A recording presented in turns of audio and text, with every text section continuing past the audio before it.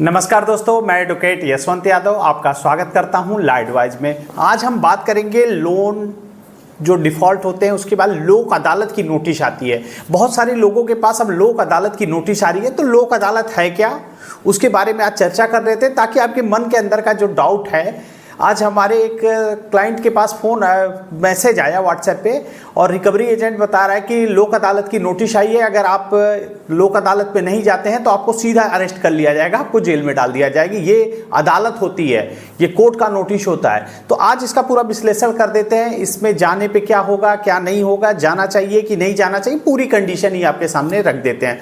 देखिए, आपने कभी भी लोन लिया है, डिफ़ॉल्ट कर गए हैं, पहले कंपनी आपको नोटिस देती है रिकॉल डिमांड आर्बिट्रेशन, उसके बाद आगे जब लगता है कंपनी को अब ये लोन रिकवर नहीं हो रहा है तो लोक अदालत एक समझौते की अदालत है, समझौते के लिए भेजा जाता है। आपसी सुलह समझौता में होता है, इसमें कोई भी हार या जीत नहीं होती है कि बैंक हार गया और मैं जीत गया, ऐसा कुछ नहीं है। तो जो व्हाट्सएप पे आपको मैसेज भेजे जाते हैं कि लोन का सेटलमेंट नहीं किया तो आपको जेल जाना पड़ेगा, जो रिकवरी एजेंट ऐसे मैसेज कर रहे हैं, यदि आपके पास नोटिस आई है लोक अदालत की, आप लोक अदालत में नहीं उपस्थित होते हैं तो आपको जेल हो जाएगी। तो इसमें जेल होने की कितनी सच्चाई है? क्या बैंक लोक अदालत जा सकता है? तो क्या आप भी जा सकते हैं? तो जवाब जान लीजिए, आप भी लोक अदालत जा सकते हैं। बैंक लोक अदालत में केस को ले जाता है तो केस को आप भी लोक अदालत में ले जाते हैं। विधि सेवा प्राधिकरण के माध्यम से आप भी अपने लोन को ले जा सकते हैं लोक अदालत में। लोक अदालत जाना जरूरी है या नहीं जरूरी है? देखिए, लोक अदालत होता क्या है? लोक अदालत एक समझौते की अदालत होती है। इसमें होता क्या है? सेटलमेंट होती है, न इसमें जीत होती है न हार होती है। होता क्या है, लोक अदालत पे ऐसा नहीं है कि कोई जज रहेंगे, आपको आदेश देंगे कि आपने इतना पैसा देना है, नहीं तो आपके ऊपर कानूनी कार्रवाई होगी, आपको जेल में डाल दिया जाएगा, ऐसा कुछ नहीं है। यहाँ जज साहब का कोई रोल नहीं होता है। ये बैंक आपको इन्फॉर्म करती है, नोटिस के माध्यम से आप जाते हैं, आप अपनी बात को रखते हैं।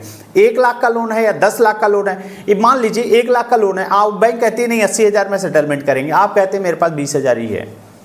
उसके बाद वो कहती है नहीं ठीक है, कुछ कम करती है, आप भी कुछ आगे बढ़ते हैं, 20,000 से 25,000 30,000 जितना पे आपके पास हो उतना पे सेटलमेंट हो जाता है। इसमें आपसी समझौता। लोक अदालत मतलब क्या होता है? पहले गांव में क्या होती थी?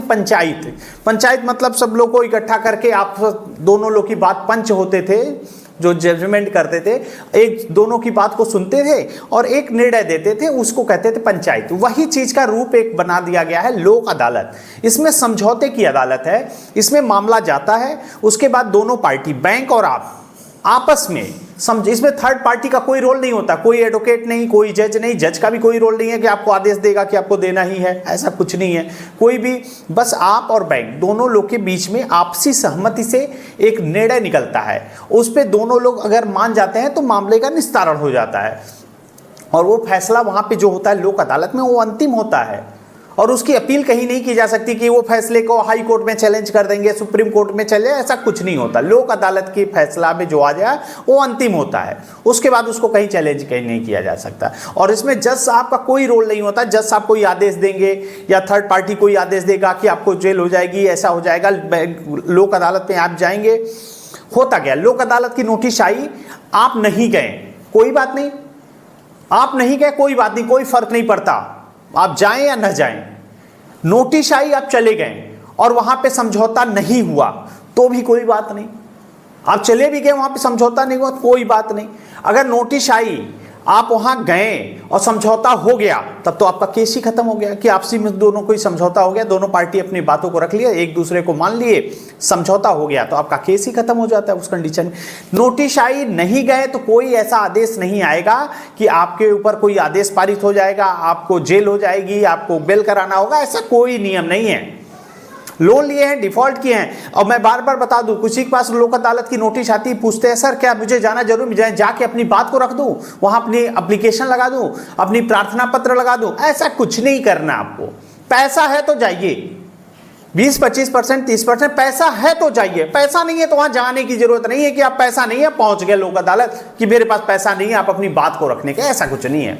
वहां कोई आपकी बात को सुनने के लिए नहीं बैठा है। लोक अदालत है, समझौते के लिए है। समझौता करना है तो ही जाइए, अगर समझौता नहीं करना है तो आपको वहां जाने की जरूरत नहीं है कि समझौता नहीं करना है तो मुझे वहां जाना है। यदि आपके पास पैसे हैं तब तो जाइए, समझौता करिए, 20-25%, 30%, जितना में आपसी समझौता से, आपसी बात से जो निर्णय निकलता है दोनों को मान्य होता है तो समझौता हो गई। अगर नहीं है तो वहां पे पैसा नहीं है तो वहां जाकर जाने का कोई मतलब नहीं है। मैं साफ शब्दों में आपको बता रहा हूं, पैसा हो तो जाइएगा, पैसा नहीं हो तो वहां जाने का कोई मतलब नहीं है। आपकी बात सुनने के लिए वहां कोई नहीं है कि आपकी बात सुनेगा, आपकी प्रार्थना सुनेगा, आपकी एप्लीकेशन ली जाएगी, आपको नोटिस दिया जाएगा, ऐसा कुछ नहीं है।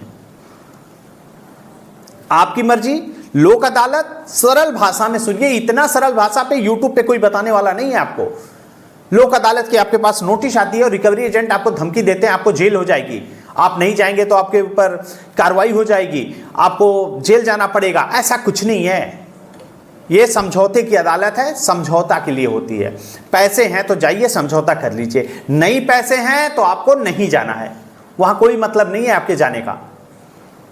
और आपसी ये सब जो केसेस होते हैं, होता क्या है लोक अदालत का मतलब, ये इसका आयोजन क्यों किया जाता है? एक साल में 3 से 4 बार लोक अदालत लगाया जाता है ताकि कोर्ट में इतने सारे केसेस हैं जो कि सेटलमेंट होने योग्य है, जो समझौता योग्य हैं।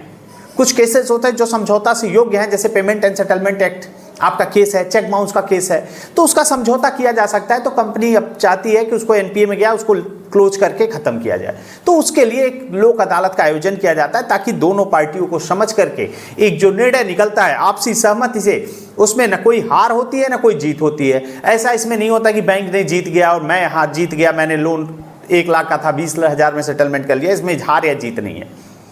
ये फैसला अंतिम होता है, सबको मान्य होता है, इसका कोई चैलेंज नहीं किया जा सकता। अगर आपके पास नोटिस आती है, आपके पास पैसे हैं तो आप जाइए, सेटलमेंट करना चाहिए तो करना चाहेंगे, वहां पे जाएंगे तो आपका सेटलमेंट हो जाएगा। उसमें कोई एडवोकेट की फीस या चार्ज ऐसा कुछ नहीं करने की जरूरत है।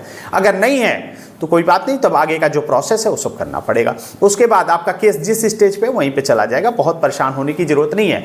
लोक अदालत में समझौते की अदालत है, बस इतना आपको सरल भाषा में समझ रहे हैं। लोक अदालत समझौते की अदालत है तो जाइए, और नोटिस आ गया नहीं गए तो कोई फर्क नहीं पड़ता। इसमें कोई वारंट, जेल, बेल ऐसा कुछ भी कोई प्रावधान नहीं है कि आपको ऊपर कोई नोटिस आएगा, आगे की प्रक्रिया होगी, जेल होगा, ऐसा कुछ भी नहीं है। और कभी भी आपने लोन लिया है, डिफॉल्ट कर गए हैं, आपको अगर रिकॉल पहला तो लोन लिया है, डिफॉल्ट कर गए, आरबीआई की गाइडलाइन है कि सभी कंपनियों को लीगल प्रायर नोटिस जरूर दीजिए जरिए स्पीड पोस्ट एडवोकेट के माध्यम से, क्योंकि एडवोकेट ही ऐसा है जो कि ये लाइन लिख सकता है कि अगर आपने हमारे क्लाइंट का नोटिस का जवाब 7 दिन के अंदर नहीं दिया तो हमारा क्लाइंट स्वतंत्र होगा विधिक कार्रवाई के लिए, कानूनी कार्रवाई के लिए।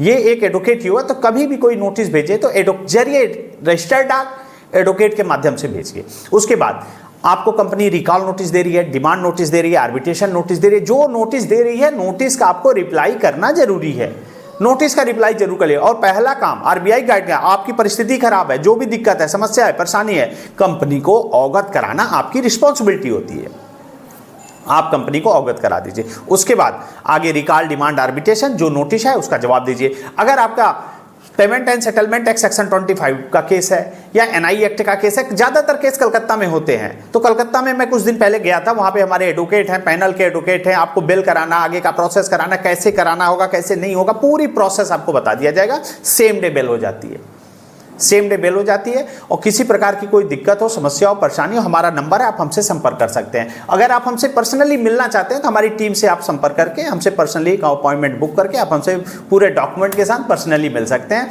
और कोई दिक्कत हो, समस्या हो, परेशानी हो, हमारा नंबर है, आप हमसे संपर्क करिए। मैं अपनी बातों को यहीं समाप्त करता हूँ। जय हिंद, जय भारत, नमस्कार।